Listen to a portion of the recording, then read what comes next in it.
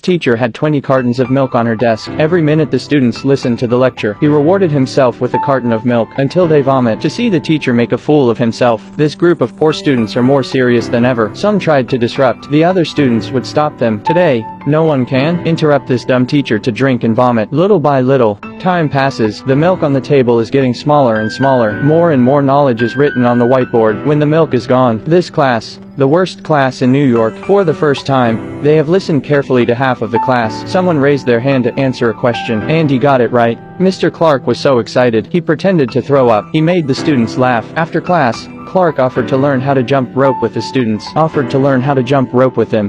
the seemingly simple, jumping rope was not so easy. After failing time and again, after being partnered down again and again, he used practical action to tell students, if you are willing to persevere, there is nothing you can't learn. But the principal saw this scene, called Clark into his office. He said, you are leading a group of poor students to play like this. You're ruining the school atmosphere. Clark wasn't convinced. He made a bet with the principal. In 6 months, on the final exam, every student in their class would pass. That's not going to happen. When they returned to class, Clark told the students about the impossible, and that anyone who dared to fight for it, to win a future for themselves, come up and light a candle. The students gathered around this moment. They agreed from the bottom of their hearts, and believed that Mr. Clark could bring them a miracle. The history in the textbook was too boring, so Clark wrote lyrics overnight, and turned them into rap, putting on music during class, and dance. The students quickly caught up with the rhythm. They sang even more fluently than he did. The students in the next class were so envious. A student named Ashang was really poor in foundation. Clark gave him individual lessons. He put up with the other students' violent temper, even if Ashang's parents thought their child was hopeless. Sending him to juvenile hall would save money on tuition. It was Clark who strongly opposed. He took on the responsibility of being a parent. Shaimika, the most troublesome child in the class. Instead,